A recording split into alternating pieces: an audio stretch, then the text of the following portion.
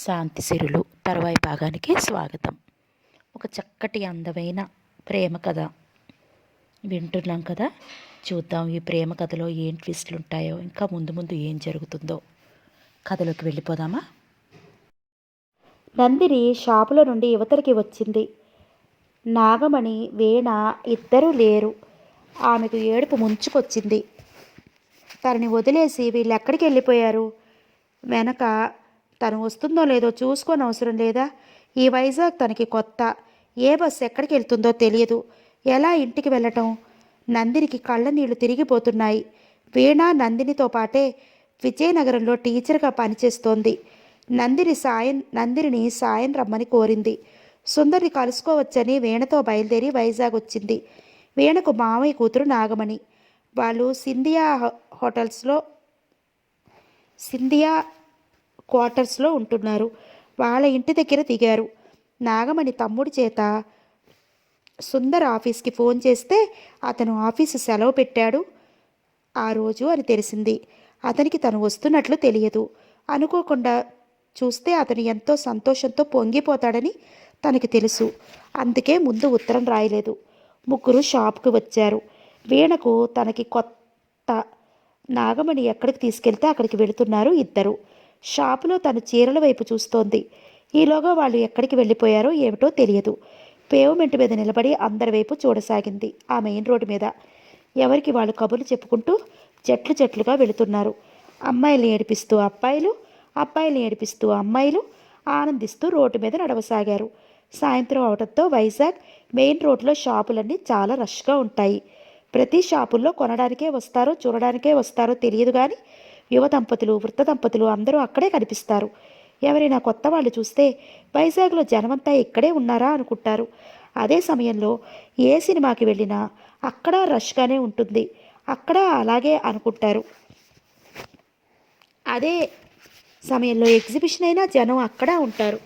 ఇక బస్సులో ఊపిరి తీసుకోవడానికి వీలు లేకుండా నిండిపోయి ఉంటారు. ఆ ఊరి వాళ్లకు అలవాటే. కొత్త వాళ్ళకి మాత్రం ఆశ్చర్యంగా ఉంటుంది. అప్పుడే వాళ్ళు తెలుసుకుంటారు వైజాగ్లో ధరలు ఆకాశానికి ఎందుకు అంటుకుని ఉంటాయో, ఆ ఊళ్ళో ఎందుకు అన్నింటికీ కరువో అర్థమవుతుంది. కొత్తగా ఆ ఊరు వచ్చిన వాళ్ళు ఒక్కరోజు ఉండలేరు. వైజాగ్లో పుట్టి పెరిగిన వాళ్ళకే అలవాటు. నందిని గుండెల్లో దిగులు భూతంలా పెద్దదవసాగింది. వీణ కనిపిస్తే పేక నొక్కి చంపేయాలనిపిస్తోంది. నందిని అలా బొమ్మలా నిలబడిపోయింది. అప్పుడే ఓ వ్యక్తి పేవ్మెంట్ మీద చకచకా నడుచుకు వస్తున్నాడు. అంతే, అతను ఆమెను చూసి టక్కున ఆగిపోయాడు. అప్పుడే ఆమె కూడా అతని వైపు చూసింది. ఫుల్ సూట్లో మనిషి దర్జాగా, అందంగా, పొడుగ్గా ఉన్నాడు. ఎవరు? ఇతన్ని ఎక్కడో చూసిన గుర్తు. ఎవరు అంటూ ఆలోచిస్తున్న ఆమె ముఖం ఎర్రగా కందగడ్డలా అయింది. అతను కృష్ణ జయంత్. దగ్గరగా వచ్చి మీరు అంటూ ఆగిపోయాడు. ధైర్యం కూడా తీసుకుంటూ నా పేరు నందిని అంది మెల్లగా. మీరు ఈశ్వరరావు పెళ్లికి వచ్చారు కదూ? గుర్తు తెచ్చుకుంటూ అడిగాడు. అవును అంటూ తల ఊపింది. షాపుకు వచ్చారా అంటూ తల తిప్పి చూశాడు. ఆమె ఎవరితో వచ్చింది అన్నట్లు. ఆ మాట వినడంతో తప్పిపోయిన విషయం గుర్తుకు వచ్చి ఏడుపు ముంచుకు వచ్చింది. అతనికి చెప్తే నాగమణి ఇంటికి చేరుస్తాడు అన్న ఆశతో అతనికి వివరంగా చెప్పేసింది. తన ఫ్రెండ్స్తో వచ్చి ఎలా తప్పిపోయినది. అదే ఇప్పుడు ఎలా? మీకు అడ్రస్ తెలుసా? సింధియా టవర్స్ క్వార్టర్స్ అంది ఏడుపు గొంతుకుతో. మై గాడ్ అనుకున్నాడు మనసులో. సరే, మీరు ఏం కంగారు పడకండి, నేను తీసుకెళ్లి దిగపెడతాను అంటూ ధైర్యం చెప్పి ఇప్పుడే వచ్చేస్తాను. ఆ పక్క షాపులో చిన్న పనుంది అంటూ ఆమెను అక్కడే నిలబడమని చెప్పి ఆ పక్క షాపులోకి దారి తీశాడు. నేను ఇంత తెలివి తక్కువ దాన్ని పాపం అన్నట్టు అతన్ని వదలలేదు. అతను కూడా వెళ్ళింది నేను అంత తెలివి తక్కువ దాన్ని పాపం అన్నట్టు అతన్ని వదలలేదు. అతను కూడా వెళ్ళింది ఆ షాపులోకి. ఆ షాప్ ప్రొపరేటర్తో ఏదో మాట్లాడి వచ్చేశాడు. ఇద్దరూ అతని కారు ఆపిన చోటికి వెళ్ళారు. నందిని అతని చెయ్యి పట్టుకోలేదు కానీ చెయ్యి పట్టుకున్నంత దగ్గరగా నడవసాగింది. ఈసారి కూడా తప్పిపోతానేమో అన్న భయంతో.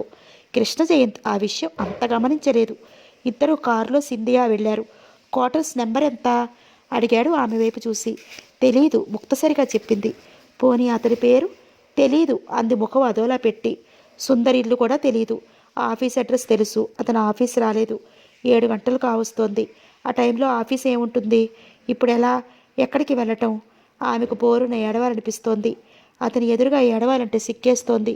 తను చిన్నపిల్లలా తప్పిపోయి పైగా ఏడుస్తోందని నవ్వుతోడు ఏడుపు బిగపెట్టుకుంది. నవ్వుకోరు? ఏడుపు బిగపెట్టుకుంది. మరి ఎలా? క్వార్టర్స్ నంబర్ తెలియక, అతని పేరు తెలియక ఎలా ఈ రాత్రి వేళ ఈ ఇల్లు కనుక్కోవటం? ఆమె మాట్లాడలేదు. ఆమెను చూస్తుంటే జారి ఒకవైపు నవ్వు ఒకవైపు వస్తోంది. కృష్ణ జయంతి వస్తున్న నవ్వు పెదవుల మధ్య నొక్కే పట్టి గంభీరంగా ముఖం పెట్టి మెల్లగా కారు డ్రైవ్ చేసాగాడు. కారు సింధియా క్వార్టర్స్కి చేరుకుంది. అక్కడ ఎవరిని అడిగినా సరిగ్గా చెప్పలేకపోయారు. ఆ అమ్మాయి పేరు నాగమణి అంది ఏడుపు గొంతుతో. ఆ మాట వింటూనే అతనికి నవ్వు ఆగలేదు. గట్టిగా నవ్వేశాడు అతను. అలా నవ్వగానే చురుగ్గా చూసింది అతని వైపు. మా నాగమణి ఇల్లు ఎక్కడా అని అడిగితే ఈ వైజాగ్లో ఎవరికి తెలుసు అంటూ నవ్వాడు. నందిని ముఖం తిప్పుకుంది. తనంటే అతనికి అంత లోకుగా ఉంది. ఉండదు మరి. చిన్నపిల్లల తను దారి తప్పిపోయింది. ఎలా? ఈ రాత్రి ఎక్కడ ఉండటం? బస్సులో విజయనగరం వెళ్ళిపోతే అక్కడికి వెళ్ళేటప్పటికి చాలా రాత్రి అవ్వదు? అక్కడి నుంచి ఇంటికి ఎలా వెళ్తుంది? నందినికి దుఃఖం తన్నుకు వస్తోంది. అతను కార్ స్టార్ట్ చేశాడు. ఆమె కంగారుగా అతని వైపు చూసింది. అతని ముఖం శాంత గంభీరంగా ఉంది. ఎక్కడికి తీసుకెళ్తున్నారు? కంగారుగా భయంగా అడిగింది. ఆమె వైపు తల తిప్పి విచిత్రంగా చూశాడు, వింతగా చూశాడు. ఎక్కడికేమిటి? మా ఇంటికి. ఇక్కడ ఎక్కడుంటారు? ముందు కారు ఆపండి. అతను కారు ఆపలేదు. ఆమెను ఓ పిచ్చిదానిలా చూశాడు. ముందు కారు ఆపండి. ఆపమంటే ఆపరే అంటూ అతని చెయ్యి గట్టిగా పట్టుకుంది. ఆమె చెయ్యి పట్టుకున్న చోట అతని దృష్టి నిలిచి అలా పైకి పాకి ఆమె కళ్ళ దగ్గర ఆగిపోయింది. ఇద్దరి కళ్ళు క్షణంసేపు కలుసుకుని వెంటనే విడిపోయాయి. కృష్ణ జయంతి ముఖం శాంత గంభీరంగా ఉంది. నందిని కోపంతో చెయ్యి వెనక్కి లాక్కుంది.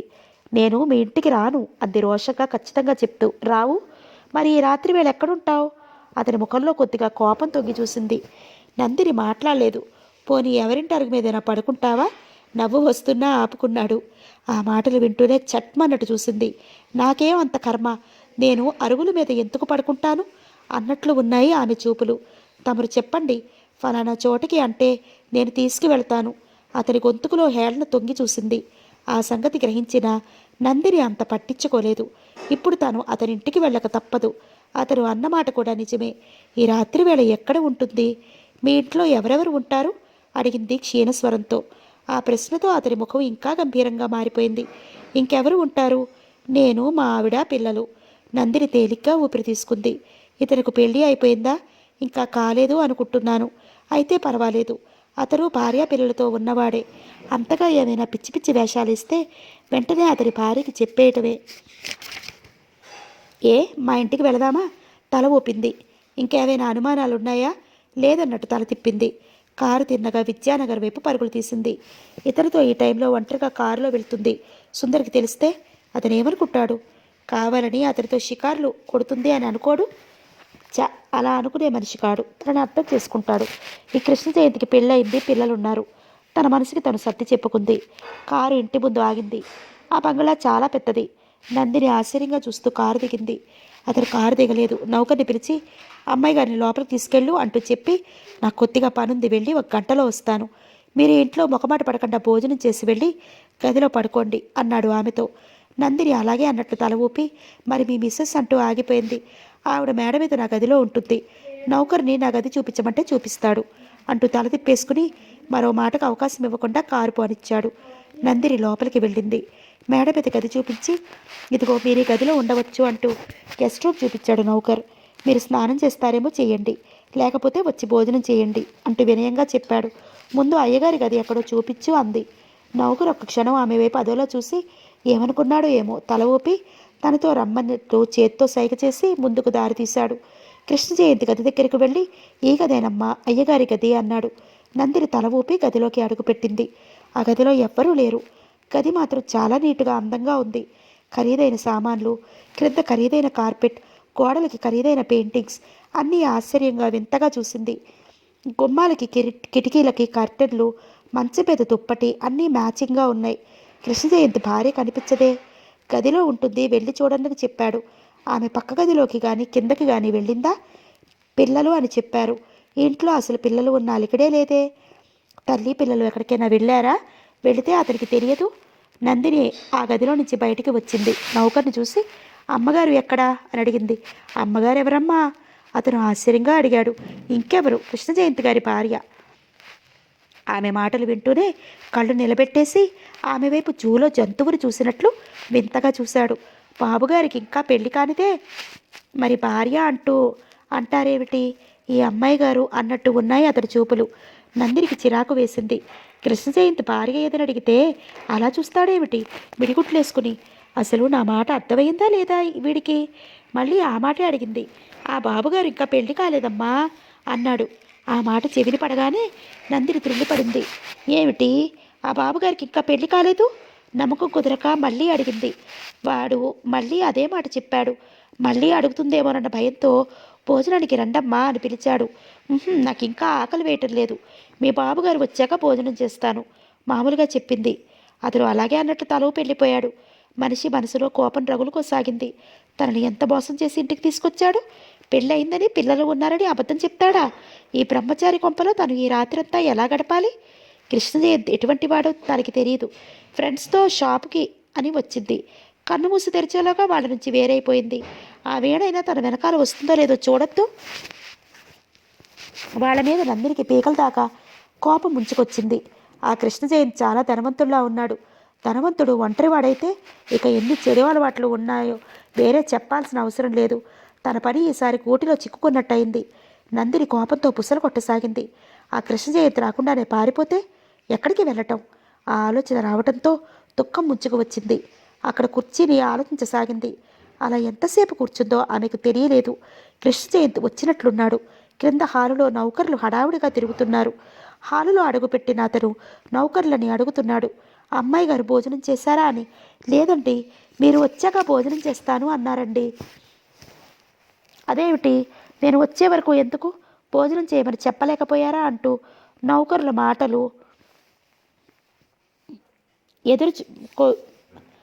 మాటకు ఎదురు చూపకుండా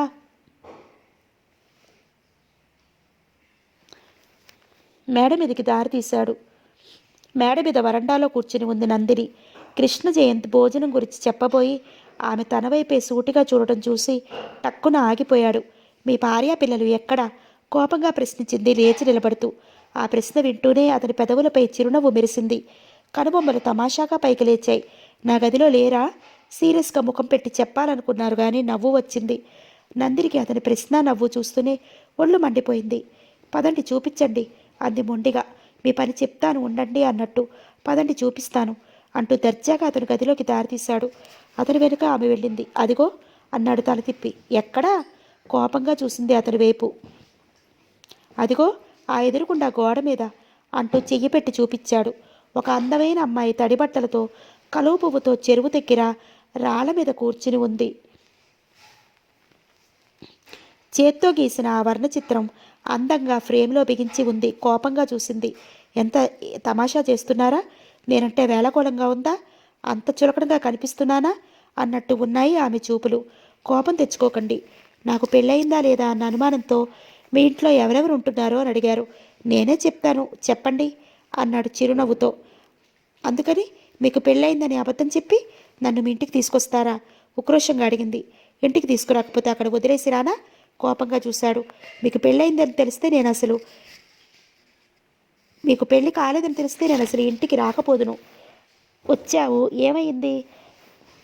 చెల్లమన్నట్టు చూసింది. ఆ క్షణంలో తను ఎక్కడికి వెళ్ళాలో తెలియక ఊరుకుంది. కానీ లేకపోతే వెంటనే వెళ్ళిపోను. ఆ ఇంట్లో తను ముళ్ళ మీద నిలబడినట్లుంది. భోజనం చేయలేదట. ఆమె ముఖం తిప్పుకుంది. కోపం నా మీద, అన్నం మీద?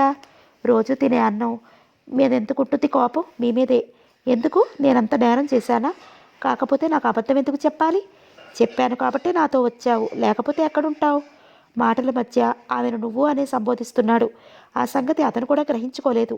ఆమె అతనికి పరాయి వాడు అనిపించడం లేదు. దగ్గరగా ఏ మేనమామ కూతురు అయినట్టు, చిన్నప్పటి నుండి తనకు తెలుసు అన్నట్లు అనిపిస్తోంది. నందిని మాట్లాడలేదు. భోజనం చేస్తావా లేదా సూటిగా ప్రశ్నించాడు. చెయ్యను మొండిగా చెప్పింది. అతను ఇంకేమీ మాట్లాడలేదు. ఆమె అంది, ఈ రాత్రి మీ ఇంట్లో ఉండి రేపు తెల్లవారే వెళ్ళిపోతాను. రేపటిదాకా ఎందుకు? ఇప్పుడే వెళ్ళిపో. అతని కంఠస్వరం గంభీరంగా పలికింది. ఆ మాట వింటూనే దెబ్బతిన్నట్లు చూసింది. పౌరుషానికైనా ఇల్లు విడిచి వెళ్ళడానికి లేదు. అందుకే అతనికి అంతలోకం అయిపోయింది. చేతిలో ఏమైనా ఉంటే విసిరి అతని ముఖం పరద్దలు కొట్టాలన్నంత వచ్చిన కోపాన్ని బలవంతంగా మింగుకొని గిరుక్కుని వెనుతిరిగి తనకి చూపించిన గెస్ట్ రూమ్ వైపు దారితీసింది. ఆమె అలా గిరుక్కుని వెనుతిరగడంతో ఆమె పొడివాటి జడ వయ్యారంగా ఊగసాగింది. ఆమె నడుస్తుంటే వెనక నుండి సన్నటి పిడికెడు నడుము వయ్యారంగా కదలసాగింది. నందిని గెస్ట్ రూమ్లోకి వెళ్ళి తలుపులు మూసుకుంది. కృష్ణ జయంతి ఆమె వెళ్ళిన వైపే చూస్తూ అలా ఉండిపోయాడు.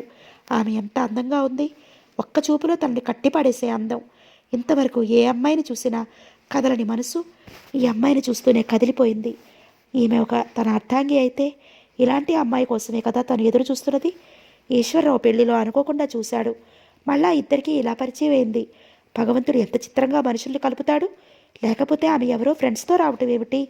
త్రోవ తెలియక తన ఎదురు పట్టం ఏమిటి? కృష్ణ జయంతి స్నానం చేసి బట్టలు మార్చుకుని అక్కడ వరండాలోకి వచ్చి అక్కడే ఫ్రేమ్ కుర్చీలో కూర్చున్నాడు. అతనికి కూడా భోజనం చేయబుద్ధి కాలేదు. అలా ఆమె గురించి ఆలోచిస్తున్నాడు. అంతలో నందిని గది తలుపులు మెల్లగా తెరుచుకున్నాయి.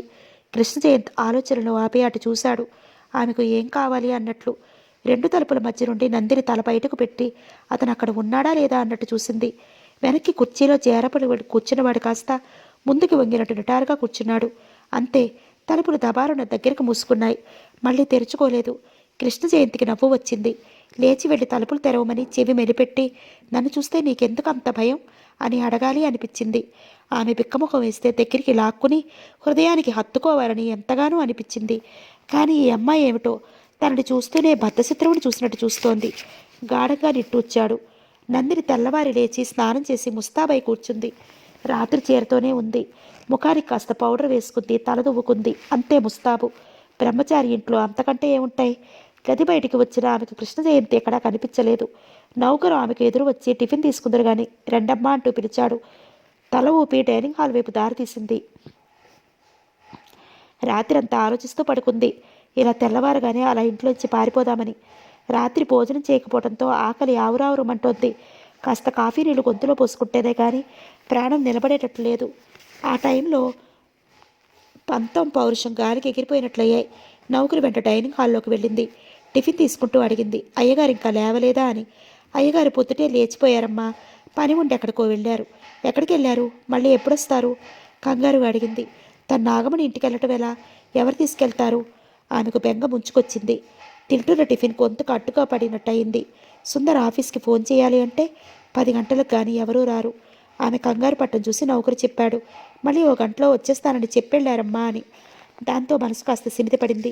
తేలిగ్గా ఊపిరి తీసుకుంది. టిఫిన్ తీసుకుని అక్కడి నుంచి బయటికి వెళ్ళింది. హాల్లో కూర్చుని అతని కోసం ఎదురు చూడసాగింది. కృష్ణ జయంతి టైం 9 అయినా ఇంటికి రాలేదు.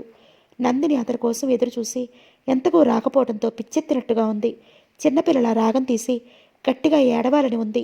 ఈ వైజాగ్ ఎందుకొచ్చాన్రా బాబు అనుకుంది. టైం 10 దగ్గర అవుతోంది.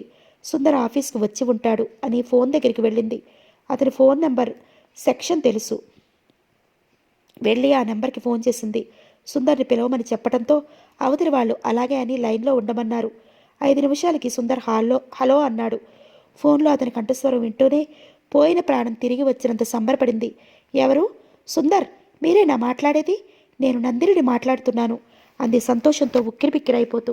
నందిని, నువ్వా? ఎక్కడి నుంచి మాట్లాడుతున్నావు?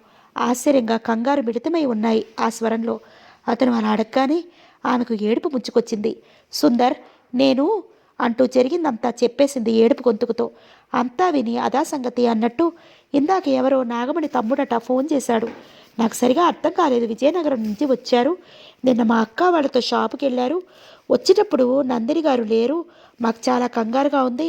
ఆమె కోసం ఎంత వెతికినా ఆమె కనిపించలేదు అని నన్ను వెంటనే బయలుదేరి వాళ్ళ ఇంటికి రమ్మని క్వార్టర్స్ నెంబర్ చెప్పాడు. నాకేం అర్థం కాలేదు. నువ్వు వస్తానని నాకు తెలియదు. ఏమిటా అని నా బుర్ర గిరును తిరిగి ఉన్నట్టయింది. ఇక బయలుదేరి సింధియా క్వార్టర్స్కి వెళ్దామనుకుంటున్నాను. ఇంతలో నువ్వు ఫోన్ చేశావు. ఇప్పుడు నా ప్రాణం స్థిమితపడింది అంటూ నవ్వాడు. నువ్వు నాగమణి వాళ్ళ ఇంటికి వెళ్ళటం కాదు, ముందు తిన్నగా ఇక్కడికి రా ఆజ్ఞాపిస్తున్నట్టుగా ఉంది. అలాగే, నిన్ను రాత్రి ఇంటికి తీసుకువెళ్ళిన అతని పేరు, వీధి పేరు చెప్పు, వెంటనే వచ్చేస్తానన్నాడు. అతని పేరు కృష్ణ జయంత్, విద్యానగర్లో ఇల్లు అంటూ చెప్పింది.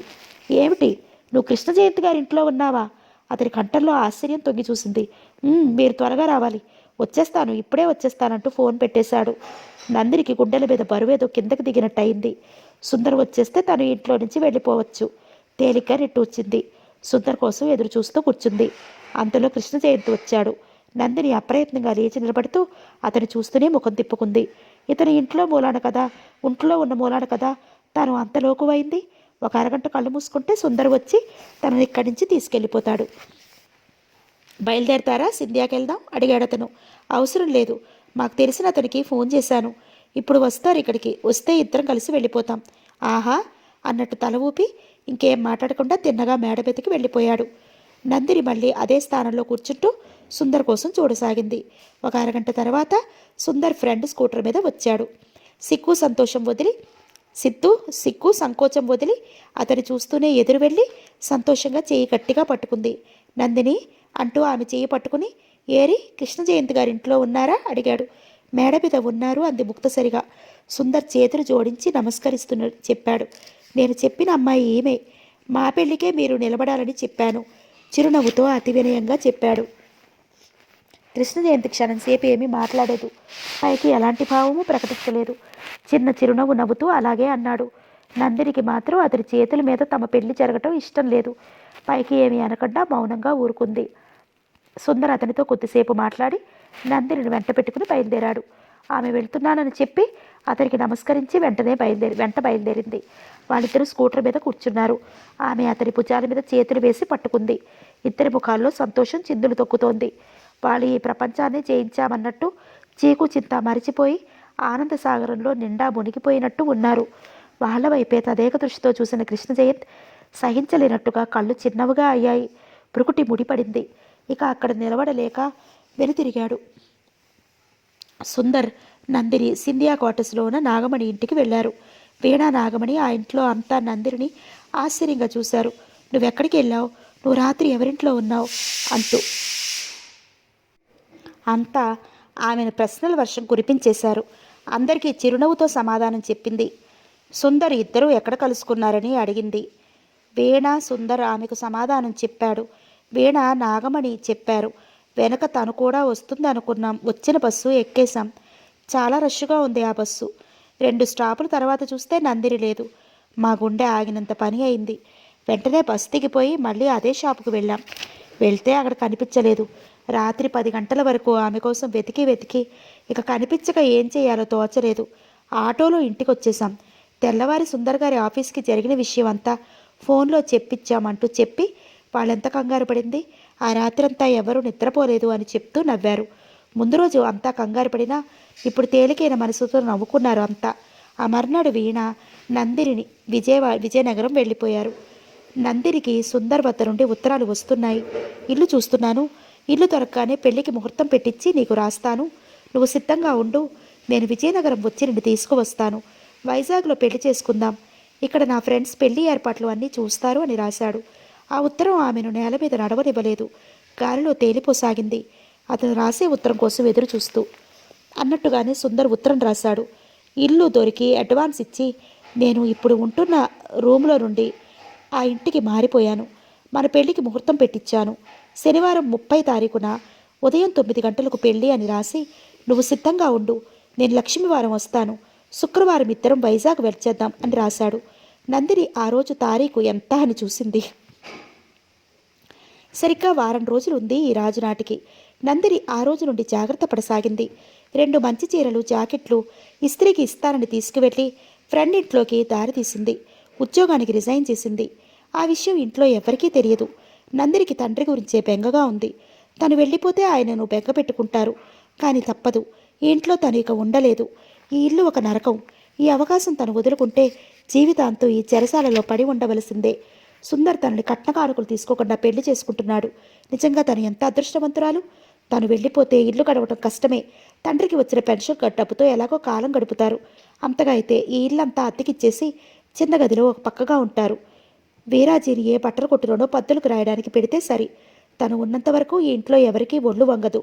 తన గుమ్మం దాటిందో ఈ ఇంటికి తనకి రుణం తీరిపోయింది అని చెప్పాలి. పిన్ని తనని మళ్ళీ ఇంట్లో అడుగుపెట్టనివదని తెలుసు. తనకింకా అవసరం లేదు. తను సుందర్ని త్వరలో పెళ్లి చేసుకోబోతున్నానని తనలో తను గర్వంగా నవ్వుకుంది. శుక్రవారం ఉదయం 5 గంటలకే సుబ్బారావు గారింట్లో పెద్ద గొడవ, ఏడుపులు వినిపించసాగాయి. ఇరుగు పొరుగు అంతా ఏమిటి అంటూ ఇంటి చుట్టూ మూగిపోయారు. తెల్లవారి భాగ్యమ్మ లేచి ఇల్లు తుడుస్తోంది. మంచం మీద నందిని కనిపించలేదు. అప్పుడే లేచింది కాబోలు అనుకుంది ఆవిడ. మంచం మీద చిన్న కాగితం మడత పెట్టి దానిమీద పుస్తకం పెట్టి ఉంచింది. సీత ఆ కాగితం చూస్తూ, అమ్మా, అక్కయ్య మంచం మీద ఈ కాగితం ఏమిటి అని అడిగింది. కాగితమా? ఏమిటది? తీసి చూడు అంది ఆవిడ అనుమానంగా. సీత కాగితం చూస్తూ, అమ్మా, అక్కయ్య నాన్నగారికి ఉత్తరం రాసిందే అంది. ఉత్తరమా? చదువు అంటూ చీపురు అక్కడ పడేసి నడుం మీద చెయ్యి ఆనించుకుని కూతురు చదువుకుంటుంటే వినసాగింది. నాన్నగారు, నేను ఇంట్లోంచి వెళ్ళిపోతున్నాను. నా కోసం ఎవ్వరూ వెతకవద్దు. మిమ్మల్ని ఈ వయసులో కష్టపెడుతున్నందుకు క్షమించండి. ఈ ఇంట్లో ఈ మనుషుల మధ్య ఉండలేను. నన్ను వెతికించే ప్రయత్నం చేయొద్దు. వెతికించినా నేను మీ కంటికి కనిపించను. మీరు నా గురించి బాధపడవద్దు. నన్ను మర్చిపోండి. నందిని. సీత ఉత్తరం చదవటం పూర్తి చేసింది. భాగ్యమ్మ గుండెలు బాతుకుని రాగాలు తీయటం మొదలుపెట్టింది. అంతలో సుబ్బారావు గారు గబగబాలో లేచి వచ్చారు. భార్య అలా ఏడుస్తుంటే ఆయనకి గుండె దడ పట్టుకుంది. ఇంట్లో ఏమైందా అని. ఏమిటే, ఏమైంది అంటూ కంగారుగా గాబరాగా ప్రశ్నించాడు. ఏమైందా? మీ ముద్దరు కూతురు ఇంట్లో నుంచి లేచిపోయింది. ఏమిటా పాడు మాటలు? అసలు సంగతి ఏమిటో చెప్పాడు అన్నారు ఆయన అసహనంగా. ఇదిగో ఈ ఉత్తరం చదవండి అంటూ కూతురి చేతిలో ఉత్తరం గబాలను లాక్కుని ఆయన చేతిలో పెట్టింది. సుబ్బారావు గారు కూర్చుని కళ్ళద్దాలు తెమ్మని వడికే చేతులతో ఉత్తరం పట్టుకుని మెల్లగా చదివి అక్కడున్న మంచం మీద కుప్పకు ఉలిపోయాడు. చదివారా? మీకు ఇప్పటికైనా అర్థమైందా? నేను చెప్తే గిట్టక చెప్తున్నాననుకుంటారు. ఇంటి పరువు కాస్త కంగపాలు చేసి ఎవడితోనూ లేచిపోయింది అంటూ గట్టిగా నోరు చేసుకుని అరవసాగింది. నాకు 2 ఆడపిల్లలు ఉన్నారు. వాళ్ళకి పెళ్ళేమి అవుతుంది? దేవుడోయ్, కుటుంబానికే నువ్వు మచ్చ తెచ్చిపెట్టింది. ఆ పిల్ల సంగతి నేను ఎప్పుడో కనిపెట్టాను అంటూ పెద్ద గొంతుకు చేసి ఏడవసాగింది. మేము నలుగురికి ముఖాలు ఎలా చూపిస్తాం? ఈ ఊళ్ళో మేము ఎలా తల ఎత్తుకు తిరుగుతాం? దేవుడోయ్ అంటూ రాగాలు తీస్తుంటే ఈరుగు పొరుగు ఏమిటేమిటి అంటూ అడగసాగారు. ఏముంది నాయనా, ఇంతవరకు పరువు ప్రాణం కాపాడుకుంటున్నాం. ఆ పరువు కాస్త గంగపాలు చేసి ఇంట్లో నుంచి మా నందిని వెళ్ళిపోయింది బాబు. వదినా, మా పిల్ల ఎంత పని చేసిందో చూసావా? ఎవడితోనో లేచిపోయింది. పిన్ని, విన్నావా? మా పిల్ల కుటుంబానికి మచ్చ తెచ్చిపెట్టింది. అడిగిన వాళ్ళకి అడగని వాళ్ళకి కూడా చెప్పసాగింది. సుబ్బారావు గారు మాత్రం కూర్చున్న చోటు నుండి కదలలేకపోయారు. నందిని ఇలా చేసిందేమిటి? తనతో ఒక్క మాట చెప్పలేదు. చెప్పకుండా వెళ్ళిపోయింది. ఈ కష్టాలు పడలేక ఇంట్లో నుంచి పారిపోయింది. బరువుగా నిట్టూర్చాడు. నందిని లేచి వెళ్ళిపోయింది అని చెప్పటంతో అంతా భాగ్యమని ఊరుకోబెట్టసాగారు. అందరూ నందిని తలో మాట అన్నారు. వాళ్ళు అలా అనటం భాగ్యమ్మకి ఇష్టం. నందిని చీ అనిపించాలని ఆవిడ ఉద్దేశం. నందిని సుందర్తో అతను కొత్తగా తీసుకున్న ఇంటికి వెళ్ళింది. ఆ మర్నాడు శనివారం నందిని సుందర్ల పెళ్లి. ఆ ఇద్దరి మనసులో సంతోషం పొంగి పొర్లుతోంది. నందిని తలుపులు గడియ వేసుకుని ఇంట్లో ఉండమని అతను పెళ్లి ఏర్పాట్లు చూడటానికి వెళ్ళాడు. వెళ్ళి సాయంత్రం 5 గంటలకి వచ్చి మళ్ళీ వెంటనే ఎక్కడికో వెళ్ళిపోయాడు. అతడితో పాటు పనిచేస్తున్న ఫ్రెండ్ శంకరరావు అతనికి అన్ని విషయాలలో సాయం చేస్తున్నాడు. అతను 500 దాకా అప్పు కూడా ఇచ్చాడు. శంకరరావు 7 గంటలకి వచ్చి సుందర్ ఉన్నాడా అని అడిగాడు. ఇంకా ఇంటికి రాలేదని చెప్పింది నందిని. అతను వెళ్ళిపోయి రాత్రి 10 గంటలకు వచ్చాడు. సుందర్ అప్పుడు కూడా ఇంటికి రాలేదు. నందిని అతని కోసం ఎదురు చూస్తూ కిటికీ దగ్గర నిలబడింది. 12 గంటలైనా అతని ఇంటికి రాలేదు. నందిని మనసులో ఏదో తెలియని బెంగ ఆవరించసాగింది. 5 గంటలకు వెళ్ళిన సుందర్ ఏమైనట్లు? రకరకాల ఆలోచనలు మనసును చుట్టుముట్టసాగాయి. మనసులో ఏదో కీడు శంకించసాగింది. సుందర్ అటువంటి వాడు కాదు. సుందర్ అటువంటి వాడు కాదు. తనకి ధైర్యం చెప్పుకోసాగింది. తెల్లవారులు అలాగే అతని కోసం ఎదురు చూడసాగింది. సుందర్ జాడ మాత్రం లేదు. తెల్లవారిపోయింది. ఆమె గుండె జల్లుమంది. ఇంతవరకు రాలేదు అంటే ఏమైనట్లు? ఎక్కడికి వెళ్ళాడు? తెల్లవారి కానీ వస్తాడా? రాగానే టైం లేదని హడావుడి పెట్టేస్తాడు. స్నానం చేసి ముస్తాబయ్యి రెడీగా ఉంటే సరే అనుకుని స్నానం చేసి మంచి చీర కట్టుకుని ముస్తాబయ్యి తలతో ఊకుని కూర్చుంది. అతను రాలేదు కానీ శంకర్రావు వచ్చాడు. అమ్మ, సుందర్ వచ్చాడా అంటూ అడిగాడు. లేదండి, రాత్రి నుండి అసలు ఇంటికి రాలేదు అంటూ జవాబిచ్చింది. ఆమెకు కాళ్ళు వణుకుతున్నాయి. శరీరంలో శక్తి అంతా ఏదో లాక్కున్నట్టుగా అయింది. 8 గంటలైనా సుందర్ రాలేదు. ఈ సుందర్ ఎక్కడికి వెళ్ళినట్టు ఆశ్చర్యంగా ఉంది. నేను వెళ్ళి గుడి దగ్గర కనుక్కు వస్తాను. అక్కడికి కానీ వచ్చాడేమో అంటూ శంకర్రావు వెళ్ళిపోయాడు. గంట తర్వాత వచ్చి చెప్పాడు. గుడి దగ్గర పెళ్లి ఏర్పాట్లు సిద్ధం చేసి అక్కడంతా మీ రాక కోసం ఎదురు చూస్తున్నారు. సుందర్ అక్కడికి రాలేదంట అని. ఆ మాట వింటూనే నందిని కుప్పకు ఉలిపోయింది. 10 గంటలు అయిపోయింది. సుందర్ ఎక్కడికి వెళ్ళిపోయాడో ఏమో. ఎవ్వరూ కనుక్కోలేకపోయారు. నందిని కళ్ళ ముందు చీకటి వలయం తిరగసాగింది. కాళ్ళు లేచిపోతూ ఒంట్లో నీరసం ఆవరించుకోసాగింది. సుందర్ తనను పెళ్లి చేసుకుంటానని నమ్మించి మోసగించి పారిపోయాడు. ఆమెకు తల తిరిగిపోయింది. ఇక ఆ తర్వాత ఏం జరిగింది ఆమెకు తెలియలేదు. తెలివి తప్పి పడిపోయింది. నందిని నీరసంగా కళ్ళు తెరిచి చూసింది. ఆశ్చర్యంగా గదంతా చూసింది. ఆ గది కొత్తగా ఉంది. ఇల్లు ఇల్లు ఎవరిది? తను ఇప్పుడు ఎవరింట్లో ఉంది? తన నుదుటి మీద ఎవరి చేయో పడి చల్లగా తగలడంతో కళ్ళెత్తి తలవైపు చూసింది. కృష్ణ జయంత్ నందు అంటూ మృదువుగా పిలిచాడు. అతను చూస్తూనే ముఖం పక్కకు తిప్పుకుంది. ఎవరి కళ్ళైతే తను పడకూడదని అనుకుందో అతని కళ్ళే పడింది. నందు అంటూ అటు తిరిగి ఆమెకు ఎదురుగా కుర్చీలో కూర్చున్నాడు. ఇప్పుడు నీ ఒంట్లో ఎలా ఉంది? అనురాగం ఉట్టిపడే స్వరంతో ప్రశ్నించాడు. నేను ఇక్కడికి ఎలా వచ్చాను? అడిగింది నీరసంగా. నేనే తీసుకొచ్చాను శాంతంగా చెప్పాడు. మీరు తీసుకొచ్చారా? ఆశ్చర్యంగా ఆమె కళ్ళల్లో కొట్టొచ్చినట్లు కనపడసాగింది. అవును, నేను గుడి దగ్గరకు వెళ్ళాను మీ పెళ్లి జరుగుతుందని. అక్కడ తెలిసింది సుందర్ కనిపించడం లేదని. అసలు ఏం జరిగిందో ఏమిటో నాకు తెలియలేదు. నిజమేమిటో తెలుసుకుందామని మీ ఇంటికి వస్తే అక్కడ శంకర్రావు అనే అతను ఉన్నాడు. నువ్వు తెలివి తప్పి పడిపోయావని చెప్పడంతో వెంటనే డాక్టర్కి ఫోన్ చేయించాను. డాక్టర్ వచ్చి ఈమె ఏదో మనసులో ఏదో బాధపడుతుందన్నారు. ఒక 2 గంటల సేపు పడుకోనివ్వడని చెప్పాడు. నీకు ఇంజెక్షన్ చేసి వెళ్ళిపోయాడు. నేను బాగా ఆలోచించి నా ఇంటికి తీసుకొచ్చేశాను అంటూ చెప్పాడు. నందిని కళ్ళు మూసుకుంది. కళ్ళ వెంబడి కన్నీరు ముత్యాల్లా జారిపడసాగాయి. నందు, ఏడుస్తున్నావా? చచ అంటూ తన జేబులో కర్చీఫ్ తీసి ఆమె కళ్ళు తుడిచాడు. నందిని లేచి మంచం మీద కూర్చుని మోకాళ్ళ చుట్టూ చేతులు చుట్టి మోకాల మీద తల ఆనించుకుని ఏడవసాగింది. నేను నేనిప్పుడు ఎక్కడ ఉండాలి అంటూ తనలో తను కుమిలిపోసాగింది. నందు, అవునండి, చేస్తున్న ఉద్యోగం మానేసి ఈ సుందర్ మాటలు నమ్మి ఇంట్లోంచి వచ్చేశాను. ఇప్పుడు నేను ఎక్కడ తలదాచుకోవాలి? ఇప్పుడు నాకు ఎక్కడ ఉద్యోగం దొరుకుతుంది? ఇప్పుడు నేను ఇంటికెళ్ళినా మా పిన్ని నన్ను రానివ్వదు అంది కన్నీళ్లతో. నందిని, నువ్వు ఈ విషయంలో ఏమీ బెంగపెట్టుకోకు. ఏ ఊళ్ళో ఉన్నా వెతికి గాలించి పట్టి తీసుకువచ్చి నీ పెళ్లి జరిపిస్తాను అంటూ ఆమె చేతిలో చెయ్యి వేస్తూ మాట ఇస్తున్నట్టు దృఢ నిశ్చయంతో చెప్పాడు. తడికళ్లతో ఆశ్చర్యంగా చూసింది అతని వైపు. నిజం, నా మాట నమ్ము అన్నట్టు ఉన్నాయి అతని చూపులు. నువ్వేమీ బాధపడకు, ధైర్యంగా ఉండు. సుందర్ని నేను వెతికి తెస్తాను అంటూ ధైర్యం చెప్పాడు. నువ్వు అలా కాసేపు పడుకో. నిద్రలో ఎలాంటి బాధలనైనా మర్చిపోవచ్చు. నందిని మౌనంగా అలాగే కూర్చుంది. నందిని, నా మాట వింటావా?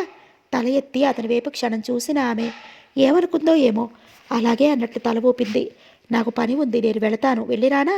వెళ్ళండి అన్నట్లు తల ఊపింది. నీకేమైనా కావలిస్తే నౌకర్ని పిలు. నీకు ఎప్పుడు ఆకలి వేస్తే అప్పుడు వెళ్ళి భోజనం చెయ్యి. అంతేగాని భోజనం చేయకుండా మాత్రం అలా పడుకోకు. నా మాట వింటావు కదూ? వింటారు అన్నట్టు తల ఊపింది. కృష్ణ జయంత్ వెళ్ళిపోయాడు. 2 రోజులు అలా గడిచిపోయాయి. కృష్ణ జయంత్ సాధారణంగా ఇంట్లో ఉండడు. ఉన్నా ఎవరో ఒకళ్ళు అతనితో పని ఉండి వస్తారు. వచ్చిన వాడు త్వరగా వెళ్ళరు. కృష్ణ జయంత్ నందిని మాట్లాడుకునే మాటలు చాలా తక్కువనే చెప్పాలి. విశ్వేశ్వరరావు గారి దంపతులు శుభ మైసూర్ వెళ్ళారు. వాళ్ళు ఊళ్ళో లేరు. నందిని భోజనం చేస్తూ ఉంటున్న మనసంతా సుందర్ చుట్టూనే పరిభ్రమిస్తోంది. తనను ఎంత మోసం చేశాడు?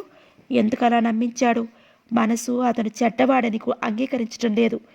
ఇందులో మోసం జరిగింది అనిపిస్తోంది. తనను అంత మోసం చేసే మనిషి విజయనగరం వచ్చి తనను వెంట పెట్టుకుని ఎందుకు వస్తాడు? ఆలోచిస్తూ అలా శూన్యంలోకి చూడసాగింది. కళ్ళల్లో నీళ్లు అలా జారి ఆమె చెంపలు తడిపేస్తున్నాయి. అలా ఎంతసేపు కూర్చుని గంటలు గడుపుతోందో ఆమెకే తెలియటం లేదు. పిన్ని ఈ పాటికి తన గురించి ఊరంతా చాటింపు వేయించే ఉంటుంది. ఆలోచిస్తోంది. ఆ రోజు ఉదయం నందిని స్నానం చేసి బట్టలు మార్చుకుని తన గదిలో కూర్చుంది. నందిని, నందిని అంటూ పిలుస్తూ వచ్చాడు కృష్ణ జయంత్. ఆమె ఆ పిలుపుకి ఉలిక్కి పడ్డట్టుగా పైట చెంగుతో కళ్ళు తుడుచుకుని గది బయటకు వెళ్ళింది. నందిని అని పిలవబోయి ఆమె యువతలికి రావటంతో ఆగిపోయి, నాతో బయలుదేరు. ఎక్కడికి? అంది ఆశ్చర్యంగా. చెప్తాను, ముందు బయలుదేరు, టైం లేదు మనకి అంటూ తనతో రమ్మన్నట్లుగా చేత్తో సైగ చేసి ముందుకు నడిచాడు. నందినికి ఏమీ అర్థం కాకపోయినా అతని వెంట బయలుదేరింది. కృష్ణ జయంత్ కారు డోర్ తెరిచి ఆమె రావటం కోసం చూస్తున్నాడు. నందిని వచ్చి కూర్చోగానే డోర్ మూసి అటు తిరిగి వచ్చి డ్రైవింగ్ సీట్లో కూర్చుని కారు స్టార్ట్ చేశాడు. కారు పోర్టికోల నుండి రయ్యన గేట్లోంచి బయటికి దూసుకుపోయింది. కారు స్పీడ్గా వెళుతోంది. ఊరు దాటి వెళుతోంది. మనం ఇప్పుడు రాజమండ్రి వెళుతున్నాం, తాపీగా చెప్పాడు. అంది ఆశ్చర్యంగా అయోమయంగా అతని వైపు చూస్తూ. ఎందుకు అని ప్రశ్నించలేకపోయింది. రాజమండ్రిలో సుందర్ ఉన్నాడని తెలిసింది. ఏమిటి, సుందర్ రాజమండ్రిలో ఉన్నాడా? ఇది నిజమా అన్నట్టు చూసింది. అవును, నీతో మరొక సంగతి చెప్తాను. నువ్వు మాత్రం ధైర్యంగా ఉండాలి. ఏది ఎలా జరగాలో అలా జరుగుతుంది. మన చేతిలో ఏమీ లేదు. మన చేతనైనంత వరకు ప్రయత్నిస్తాం. ఆ తర్వాత భగవంతుడి దయ. ఆయన నిర్ణయం. నందిని మాట్లాడలేదు. మౌనంగా అతని మాటలు వింటూ కూర్చుంది. గుండెలు దడదడలాడసాగాయి. అతను చెప్పబోయే మాటలు వినటం కోసం ధైర్యం కూడా తీసుకోసాగింది. రాజమండ్రిలో వెంకటస్వామి గారని ఉన్నారు. ఆయన కూతురు పార్వతిని సుందర్ ఈరోజు రాత్రి పెళ్లి చేసుకోబోతున్నాడు. ఆ ఆమెకు ఒక్కసారి గుండె ఆగినంత పని అయింది. నిజమా? ఇప్పుడెలా? ఆ పెళ్లి ఆపటం ఎలా? అంది కంగారుగా, భయంగా, దుఃఖంతో.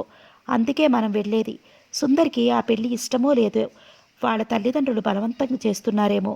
మనం అక్కడికి వెళ్తేనే అసలు విషయం తెలిసేది. నువ్వు మాత్రం ధైర్యంగా ఉండు. సుందర్ని నేను అడుగుతాను. నువ్వు కూడా జరిగిన విషయాలన్నీ అందరి పెద్దల ఎదురుగా చెప్పాలి. నువ్వు చెప్పటంలో ఉంది అతని పెళ్లి తప్పించటం. నాకేమిటో భయంగా ఉందండి అంది దుఃఖాన్ని ఆపుకోవడానికి విశ్వప్రయత్నం చేస్తూ. భయమా? ఎందుకు? అంటూ ఆమె కుడి చేతిని చేతిలోకి తీసుకున్నాడు. నందిని, నేనొక్క మాట చెప్తాను, వింటావా? వింటాను అన్నట్లు తల ఊపింది. నీకు ఆ సుందరితో పెళ్ళయిందా? నువ్వు చాలా అదృష్టవంతురాలివి. లేదా అతను చేసుకోను అంటాడా? నువ్వు ఇంకా చాలా అదృష్టవంతురాలివనే చెప్పాలి. కారణం ఏది ఎలా జరిగినా మన మంచికే. నీ అదృష్టం ఎక్కడ ఉందో అది నీ కళ్ళకి కనిపించిన చోట దాగుంది. రోజులు గడిచే కొద్దీ, తెరలు జారే కొద్దీ ఆ అదృష్టం బయటపడుతుంది. అది తప్పదు. ఈ ప్రేమలు, ఈ అభిమానాలు, అనురాగాలు అంతా పూటకం. అదొక రంగుల వల. అందులో చిక్కుకున్న యువతీ యువకులు బయటపడటం కష్టం. వలలో చిక్కుకుని బయటపడితేనే గాని నిజం గ్రహింపు రాదు. కష్టాల్లో మునిగి తేలిన వాడికే సుఖశాంతుల విలువ తెలుస్తుంది. చీకటిలో అలమటించిన వాడికే వెలుగు అంటే ఏమిటి అని దాని విలువ గుర్తిస్తారు. ప్రతి ఒక్కరూ ఈ నిజాన్ని గుర్తుంచుకోవాలి. ప్రేమ అనే పదం వినడానికి ఎంత హాయిగా, చక్కగా ఉంటుంది. దాని అసలు రూపం ఏమిటో ఎవ్వరూ గుర్తించరు. ప్రేమ పెద్ద భూతం లాంటిది. దాని పాలపడిన వాళ్ళు 100కి 1కి ఒక్కరు బయటపడతారు. మిగతా అందరూ ప్రేమలనే భూతానికి ఆహారం అయిపోతారు. తెలిసి తెలిసి మళ్ళీ అటే పరుగులు పెడతారు యువతీ యువకులు. ఇక ఎన్ని తరాలు అయినా ఆ ప్రేమ పిచ్చిపోదు. నువ్వు చదువుకున్నావు, నలుగురికి కథలు విన్నావు. నీకు ఒక వ్యక్తిత్వం అంటూ ఏర్పడిందా? లేదు. నీకు ఒక వ్యక్తిత్వం అంటూ ఏర్పడితే అలా ఇంట్లో నుంచి పారిపోయి వచ్చేయవు. సుందర్తో నువ్వు ఖచ్చితంగా చెప్పేద్దువు. నీకు ధైర్యం ఉంటే, నిజంగా నేనంటే నీకు ఇష్టమైతే వచ్చి మా నాన్నగారిని అడుగు అని చెప్పి ఉండేదానివి. వాళ్ళు మీ పెళ్లికి ఒప్పుకోరా? ఇంత దూరం మీరు పారిపోయి రావటం దేనికి? అక్కడే నీ ఫ్రెండ్స్ని నలుగురిని పిలిచి వాళ్ళ చేతుల మీద మీ పెళ్లి జరిపించమంటే ఎవరు జరిపించరు? అక్కడే నీ పెళ్లి జరిగినా నీకు గౌరవంగా ఉండేది. జరగకపోయినా నీకు మర్యాద దక్కేది. సుందర్ పిరికి పందలా పారిపోయాడని అందరూ అతని చీ అనేవారు. నీకు అర్థమైందా నేను చెప్పేది? అంటూ ఆమె వైపు చూశాడు. నందిని తల వంచుకుంది. తను చేసిన తప్పు ఏమిటో అతను వివరించి చెప్పేదాకా తెలియలేదు. కృష్ణ జయంత్ మాటల్లో ఎంత నిజం ఉంది? సుందర్తో అలా ఇంట్లోంచి పారిపోయి రావాల్సింది కాదు. అక్కడే ఏ గుడిలోనో పెళ్లి చేసుకోవాల్సింది. ఆలోచిస్తూ పైటి చెక్కుతో కళ్ళు తుడుచుకుంది. ఆమె భుజంపై చెయ్యి వేసి, నందిని, నేను ఈ మాటలు నిన్ను అవమానించాలని కాదు అన్నది. నువ్వే కాదు, ప్రతి కన్నెపిల్ల తెలుసుకోవలసిన నిజం ఇది. ఆడపిల్ల ఇల్లు దాటి వస్తే గౌరవం ఏముంటుంది? అది నేను చెబుతున్నాను. నువ్వు ఇప్పుడు వెళ్ళాలనుకున్నా మీ ఇంటికి వెళ్ళలేవు. వెళ్ళినా నిన్ను ఆదరిస్తారన్న నమ్మకం లేదు. అక్కడ ఎంత నరకం ఎదురవుతుందో ఊహించిన అవసరం లేదని నాకు తెలుసు. నేను ఉన్నాను. ఇక నువ్వు ఎలాంటి బెంగా వద్దు. నీ అనుమానాలు, బాధ, దుఃఖం అన్నీ విడిచిపెట్టేసి, బాధ్యతలు, పరిస్థితులు నాకు విడిచిపెట్టి నువ్వు నిశ్చింతగా హాయిగా ఉండు. ఏ, నేను చెప్పింది నీకు అర్థమైందా? అర్థమైందన్నట్లు తల ఊపింది. కృష్ణ జయంతి తేలిగ్గా ఊపిరి తీసుకున్నాడు. కారు స్పీడ్గా వెళుతోంది. కారు తిన్నగా హోటల్కి పోనిచ్చి అక్కడ 2 రూములు తీసుకున్నాడు. భోజనం చేసి తిన్నగా సుందర్ వాళ్ళకి ఇచ్చిన విడిది ఇంటికి బయలుదేరారు. అప్పటికి టైం 8 గంటలయింది. విడిదింటి ముందు కారు ఆగింది. కారులో నుండి కృష్ణ జయంతి దిగాడు. నందిని కూడా దిగి అతని వెంట లోపలికి నడిచింది. అందరూ వారి వైపు వింతగా చూడసాగారు. అందరి మధ్య కూర్చుని నవ్వుతూ కబులు చెప్తున్న సుందర్ వాళ్ళిద్దరిని చూడగానే నవ్వు ఆగిపోయింది. మాటలు గొంతులోనే ఉండిపోయాయి. ముఖం నల్లగా మసిపూసినట్లుగా అయింది. కృష్ణ జయంతిని చూస్తూనే అప్రయత్నంగా లేచి నిలబడ్డాడు. కృష్ణ జయంతి సుందర్ వైపు తీక్షణంగా సూటిగా చూశాడు. సుందర్ నీడు నమ్ముతున్నట్లుగా అలా నిలబడిపోయాడు. అతని చూపులతో తన చూపులు కలపలేనట్లుగా తల వంచుకున్నాడు. కృష్ణ జయంతి చెయ్యి చాపి నందిని రెక్కపట్టి ముందుకు లాగి, సుందర్, నీకు ఈ అమ్మాయి ఎవరో గుర్తుందా? అతని కళ్ళ వెంట నిప్పులు కురిశాయి. అప్పటికే అందరూ వాళ్ళ చుట్టూ మూగిపోయారు. ఏమిటి ఏమిటి అంటూ. అతను వాళ్ళకెవరికీ సమాధానం ఇవ్వలేదు. సుందర్ జవాబు ఇవ్వలేదు, తల ఎత్తలేదు. నందిని చెవుల్లో కృష్ణ జయంతి మాటలు మారుమోగాయి. ధైర్యం కూడా తీసుకుని వస్తున్న దుఃఖాన్ని దిగమింగుకుని ఒక్కడుగు ముందుకు వేసి అడిగింది. సుందర్, నేనెవరో మీరప్పుడే మర్చిపోయారా? ఆమె మాటలు అక్కడున్న పెద్దవాళ్ళకి అర్థమైంది. ఏమిటమ్మాయి, ఏమిటి వీడిని అలా నిలదీసి అడుగుతున్నావు? ఎవరు నువ్వు? అడిగింది ఒక ఆవిడ. ఆవిడే సుందర్ తల్లి. నేనెవరో నేను చెప్పే కంటే అతన్ని అడగటం మంచిది అంది. ఇంకా అడగటం దేనికి, తెలుస్తూనే ఉంది. మా వాణ్ణి తెలివి తక్కువ వెదవని చేసి పైసా కట్టం లేకుండా ఎగరేసుకుపోదామనుకున్నావు. ఇంకా సిగ్గు లేకుండా వాణ్ణి వెతుక్కుంటూ వచ్చావు. నువ్వు నీ కుటుంబం ఎటువంటిదో తెలుస్తూనే ఉంది అంటూ సుందర్ తండ్రి అందుకున్నాడు. మీరు మర్యాదగా మాట్లాడండి. పెద్దవాళ్ళైనంత మాత్రాన మీరు మాటలు విసిరితే ఇక్కడ పడేవాళ్ళు ఎవరూ లేరు అంది. ఆమె కంఠం కంగుమంది, కళ్ళు కోపంతో ఎర్రబడ్డాయి. ఎంత పొగరు ఈ అమ్మాయికి అంది ఆవిడ. పొగరు నాకు కాదు, మీ అబ్బాయికి ఉంది. మగవాణ్ణి అనే అహంకారంతో ఏం చేసినా చెల్లుతుంది అనే పొగరు బాగా తలకెక్కి ఉంది. అందుకే నాకు లేనిపోని ఆశలు కల్పించి నమ్మించి పెళ్లి చేసుకునే ధైర్యం లేక పిరికి పందలా చెవటలా పరిగెత్తుకు పారిపోయాడు ఈ పెద్ద మనిషి అంది సుందర్ వైపు చెయ్యి పట్టి చూస్తూ. చీత్కారంగా ఆ మాటలతో సుందర్ రోషం వచ్చినట్లు ఒకసారి పైకెత్తి నందిని అంటూ అరిచాడు. ఆహా, నా పేరు గుర్తు ఉందే అన్నట్టు నిర్లక్ష్యంగా తల ఎగరేసి నవ్వింది. ఆ నవ్వులో హేళన మిళితమై ఉంది. ఊరుకుంటున్న కొద్దీ మితిమీరి మాట్లాడుతున్నావు. నీకు నేనేమీ పెళ్లి చేసుకుంటానని నమ్మించి వాగ్దానాలు చెయ్యలేదు. నువ్వు అనుకుంటే అది నీ తప్పు కానీ నా తప్పు కాదు అంటూ కోపంగా చెప్పాడు. అన్నీ శాంతంగా మౌనంగా వింటున్న కృష్ణజయంత్ సుందర్ అంటూ శాంతంగా పిలిచాడు. సూటిగా చూస్తూ, నాకు మీ కథంతా తెలుసు. నా ఎదుర్కొంటారే నువ్వు అంత పెద్ద అబద్ధం ఆడుతున్నావంటే నీకు ఎంత ధైర్యం అన్నట్టున్నాయి అతని చూపులు. సుందర్ మాట్లాడలేదు. నువ్వు ఈ అమ్మాయిని పెళ్లి చేసుకుంటానని నమ్మించలేదా? అప్పటికీ అతను మాట్లాడలేదు. సుందర్, అతని కంఠం కంగుమంది, కోపంతో ముఖం చేవురించింది. ఏ విషయం ఎలా జరిగినా మీరు మాత్రం ఒక సంగతి గ్రహించాలి మెల్లగా చెప్పాడు. ఏమిటది? కటువుగా ప్రశ్నించింది అతని కంఠస్వరం. నా పెళ్లి వెంకటస్వామి గారి అమ్మాయి పార్వతితో ఈ రాత్రి జరగబోతోంది. దయచేసి మీరు ఏమీ గొడవ చేయవద్దని కోరుతున్నాను. తప్పు నాదేం లేదు. ఆమె నా వెంటపడి నన్ను పెళ్లి చేసుకోమని కోరింది. సుందర్ అంటూ పట్టరాని కోపంతో అతని షర్టు గట్టిగా పట్టుకున్నాడు. ఏమన్నావు? ఆ మాట మళ్ళీ అను అంటూ చెయ్యెత్తాడు కృష్ణజయంత్. నందిని గుండె గుబేలుమంది. తను ఊరుకుంటే ఇంకా పెద్ద గొడవ అయిపోతుంది. అల్లరి పడితే తన పేరే బయటపడుతుంది. నలుగురు తనను చూసే నవ్వుకుంటారు. సుందర్కేం మగవాడు. అతను ఏ తప్పు చేసినా లోకం నోరు మూసుకుంటుంది. ఇక ఇటువంటి దుర్మార్గుడి పెళ్లి తప్పించి తను అతనికి భారీ కావడం నిజంగా తెలివి తక్కువతనమే. అతనితో ఈ పెళ్లి తప్పిపోవడం తన అదృష్టమే. ఇక గొడవలేమి జరగకుండా కృష్ణజయంతిని ఇక్కడి నుండి తీసుకుపోవాలని నిశ్చయించుకుని అతను చెయ్యెత్తి సుందర్ని కొట్టే సమయంలో కృష్ణజయంత్ గారు అంటూ ఒక్క కేక పెట్టి అతని చెయ్యి గట్టిగా పట్టుకుంది. నందిని అయోమయంగా చూశాడు అతని షర్టు వదిలేస్తూ. పదండి వెళ్ళిపోదాం. ఇలాంటి వాళ్ళతో మనకు గొడవ అనవసరం. ఇతనితో నా పెళ్లి తప్పిపోవడం నిజంగా నా అదృష్టం అంది అతని చెయ్యి వదలకుండా. నందిని, నువ్వు తొందరపడుతున్నావు. సుందర విషయం అటో ఇటో తేల్చేస్తాను. నిన్నెందుకు పెళ్లి చేసుకోవడం నేను చూస్తాను అన్నాడు పట్టుదలగా. కృష్ణజయంత్ కళ్ళు ఎర్రగా చింతరొప్పుల్లా ఉన్నాయి. మీరు ఒప్పించినా నేను అతన్ని చేసుకోవడానికి సిద్ధంగా లేను. దయచేసి నా మాట విని వచ్చేయండి అతని చెయ్యి వదలకుండా బ్రతిమలాడినట్లే అంది. కృష్ణజయంత్ నందిని ముఖంలోకి క్షణం సేపు రెప్పవాల్చకుండా చూసి ఏమనుకున్నాడో ఏమో అలాగే అన్నట్టు తల ఊపి సుందర్ వైపు తిరిగి అన్నాడు. నందిని మాటలు విన్నావుగా, అందుకే నువ్వు బ్రతికిపోయావు. లేకపోతే నీ మడలు వంచి పెళ్లి జరిపిత్తును. నేను తలుచుకుంటే ఏవైనా చేస్తాను. నీ ఉద్యోగం 3 నిమిషాల్లో లాగించేయగలను. కానీ ఒకటి గుర్తుంచుకో, నువ్వు గట్టి తిన్నావని అందరూ తినరు. వస్తాను అంటూ వెనుతిరిగాడు. నందిని కృష్ణజయంత్ హోటల్లోకి వెళ్ళి తెల్లవారుజాము 4 గంటలకి వైజాగ్ కారులో బయలుదేరారు.